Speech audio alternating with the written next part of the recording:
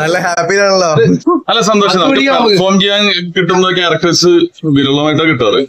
അപ്പൊ അത് വേറൊരു സ്ലോ പേസ്, വേറെ പേസിലുള്ള പടം, വേറെ ജോണറിലുള്ള പടം. അപ്പോ ജനങ്ങൾ ഇപ്പൊ ഞാൻ പറയേണ്ട ആവശ്യമില്ല, ഞാൻ പറയാനുള്ള അതൊരു ഇൻടോക്സിക്കേഷൻ ആണ്.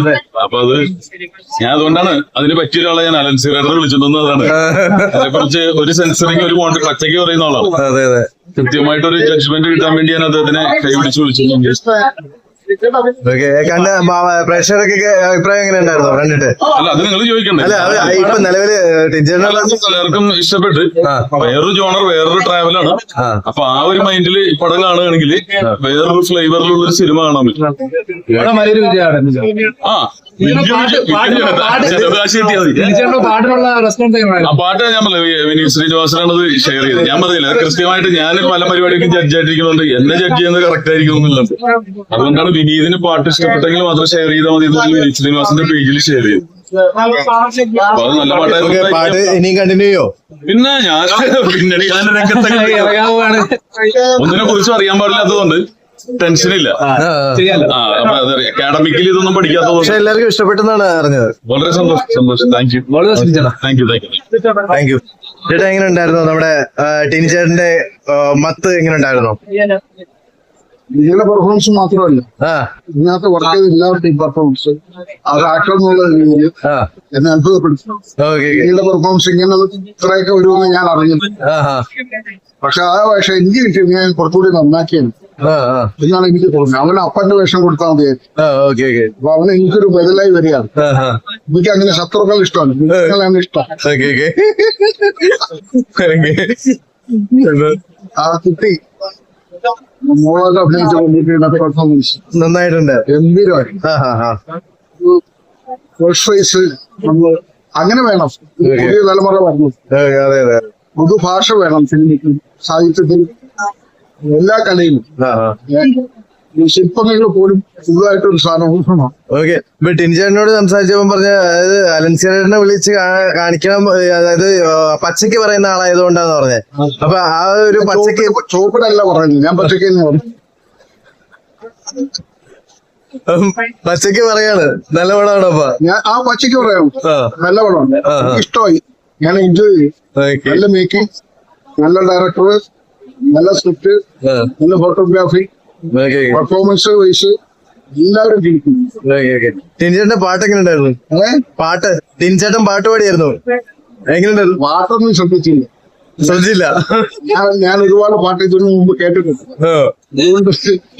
പാട്ട് ശ്രദ്ധിച്ചില്ല. അവൻ വിധോവാനൊക്കെ വായിച്ചു കളയും. അപ്പൊ എന്തായാലും താങ്ക് യു. നമ്മള് മൂവി കണ്ടിട്ട് നന്നായിരുന്നു, നല്ല മൂവി. പിന്നെ നന്നായിട്ട് പെർഫോം ചെയ്തിട്ടുണ്ട്, സായിയും നന്നായിട്ട് പെർഫോം ചെയ്തിട്ടുണ്ട്, നല്ല മൂവി. ഓക്കെ. അത് മെസ്സേജ് ആണോ കൊടുക്കുന്നത്? എന്താണ് അങ്ങനെ പറയാൻ മെസ്സേജ് ഒന്നുമില്ല, പക്ഷെ പെർഫോമൻസ് നന്നായിട്ടുണ്ട്, എന്റർടൈനർ ആണ്. അതെ അതെ. Okay okay. ആരുടെ പെർഫോമൻസ് ആയിരുന്നു നമ്മുടെ?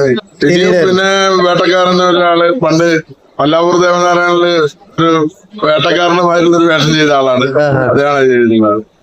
മൊത്തത്തിൽ പെർഫോമൻസ് നടക്കണം. ഹാപ്പിയാണ്. Okay okay, thank you. Recommend ചെയ്യുകയാണെങ്കിൽ എന്തൊക്കെ ഇതിലുണ്ട്, അതൊന്ന് ഫസ്റ്റ് ആയിട്ട് വാച്ച് ചെയ്ത് പറയുകയാണെങ്കിൽ ഫസ്റ്റ് ആയിട്ട് ഒന്ന് ഇതിന്റെ ത്രെഡ് പറഞ്ഞാൽ ശരിയാവില്ല, പക്ഷെ ഈ ത്രെഡ് നല്ല നീറ്റ് ആയിട്ട് പ്രസന്റ് ചെയ്തിട്ടുണ്ട്. അപ്പൊ ഓഡിയൻസ് ആർക്ക് വേണേലും ചേഞ്ച് ഉള്ള ഒരു ക്യാരക്ടറൈസേഷൻ, പിന്നെ വളരെ ക്ലാസിക് സിനിമയായിട്ട് എനിക്ക് ഫീൽ ചെയ്തു. കാരണം എന്താ പറയുക, ഇമോഷൻസിനെ വളരെ സർക്കിളായിട്ട് ഇത് ചെയ്ത പോലെ. തിൻചാണ്ട് എനിക്കത് തിൻചാണ്ട് ഇപ്പം വളരെ വ്യത്യസ്തമായിട്ടുള്ള ക്യാരക്ടറൈസേഷൻ ആണ്. തീർച്ചയായിട്ടും ഒരു നല്ല അഭിപ്രായങ്ങളുടെ സിനിമ മുന്നേറുമെന്ന് വിചാരിക്കും. അതിലേറെ ഒരു നല്ല ഒരു സോങ്ങും പാടിയിട്ടുണ്ടായിരുന്നു. അതെ അതെ, പാട്ട് തിരിച്ചേട്ടൻ ഇടയ്ക്കിടയ്ക്ക് പാടാറുള്ളത് അതാണല്ലോ. പാട്ട് ആദ്യത്തെ ഒരു തുടക്കത്തിലുള്ള തിരിച്ചേട്ടൻ പാട്ടും കാര്യം പറഞ്ഞ തിരിച്ചേട്ടൻ ഒരു ചേഞ്ച്. കാരണം ഇതുവരെ ചെയ്ത ക്യാരക്ടേഴ്സിനെ വെച്ചിട്ട് വളരെ വ്യത്യസ്തമായിട്ടുള്ള ഒരു ഫീൽ ഗുഡ് ആയിട്ടുള്ള ഒരു ക്യാരക്ടറൈസേഷൻ ആണ്. തിരിച്ചേട്ടൻ നന്നായിട്ട് ചെയ്തിട്ടുണ്ട്. എല്ലാ തരത്തിലുള്ള പ്രേക്ഷകർക്കും ഇഷ്ടപ്പെടും അല്ലേ? തീർച്ചയായിട്ടും. ഞാൻ പറഞ്ഞില്ല, ഒരു ക്ലാസിക് ഫീൽ ആണ് ആ സിനിമ. നമുക്കൊരു വളരെ ഇമോഷണലി അല്ലെങ്കിൽ വളരെ എന്താ പറയാ, ഒരു എവിടേക്കോ നമുക്ക് ടച്ച് ചെയ്യുന്ന രീതിയിലുള്ള പല വാർത്തകളിലൂടെ നമ്മൾ കേട്ടിട്ടുള്ള പല കാര്യങ്ങൾ നടക്കുമോ എന്ന് വിചാരിക്കുന്ന പല കാര്യങ്ങളുടെ ഇമോഷണൽ ടച്ച് ഉള്ള ഒരു സിനിമയാണ്. അച്ഛനമ്മകളുടെ പറ്റിയുള്ള ഒരു സിനിമയാണ് അത്. കാരണം അത് എനിക്ക് തോന്നുന്നത് ഫാമിലി ആയിട്ട് വന്ന് കണ്ടാൽ എല്ലാവരും കണ്ണു നിറഞ്ഞിറങ്ങുന്നതാണ്. അതെ, സങ്കടപ്പെടും എന്തായാലും, സങ്കടപ്പെടും. കാരണം നമുക്കൊരു മത്തായിരിക്കും. അതെ, എന്തായാലും നല്ല മത്തായിരിക്കും അത്. ആ പെങ്കച്ചും നന്നായിട്ട് അഭിനയിക്കുന്നുണ്ട്. എല്ലാവരും നന്നായിട്ടുണ്ട്. അത് കുറച്ച് ക്യാരക്ടേഴ്സ് ഉള്ളൂ, എന്നാലും എല്ലാവരും മനോഹരമായിട്ട് എഴുതുന്നുണ്ട്. ഇനി എടുത്തു പറയേണ്ട കാര്യം, നമ്മള് തൊട്ടരിത്തിരി തമാശ പറയെങ്കിലും നമ്മളിങ്ങനെ ഒരു ഗൗരവമായിട്ടുള്ളൊരു നമ്മള് നായകനായിട്ട് ഇതിക്ക് മുമ്പ് ചെയ്തിട്ടുണ്ടെങ്കിൽ പോലും നമുക്ക് ഹാർട്ട് ടച്ച് ആയിട്ടുള്ളൊരു ക്യാരക്ടർ ചെയ്താലും എന്തായാലും ഒരു അവാർഡായി കിട്ടും. നമ്മുടെ പയ്യനാണ്. നമുക്ക് നമ്മൾ കൂട്ടുകാരനെ കുറിച്ച് പൊക്കി പറയാനായിട്ട് പറ്റില്ല. കാരണം ഇമോഷൻ കാണുമ്പോ ആ ബന്ധത്തെ പറ്റി നമുക്ക് മനസ്സിലാവും. അതെ അതെ, ആ കൂടിയിരുന്ന കൂട്ടുകാരൻ ഇങ്ങനെ ഒരു ചെയ്യുമ്പോഴത്തേക്ക് നമുക്കൊരു സന്തോഷം ഉണ്ടാവും. അല്ല, അത് ഭയങ്കര നമുക്കത് ഫീൽ ചെയ്തത് നന്നായിട്ട്. കരകാണാക്കടലില് സത്യം ഭാഷ അനുസ്മരിപ്പിക്കുന്ന രീതിയിലുള്ള അഭിനയ മുഹൂർത്തങ്ങൾ ചില സമയത്ത് കാണിക്കാൻ പറ്റിയിട്ടുണ്ട്. കാണിക്കാൻ ഞാൻ ആ കഥയിലേക്ക് പോയി. തമാശയൊക്കെ പറയുമെങ്കിലും ഉള്ളില് ഇങ്ങനത്തെ ഒരു ക്യാരക്ടർ ഉണ്ട്.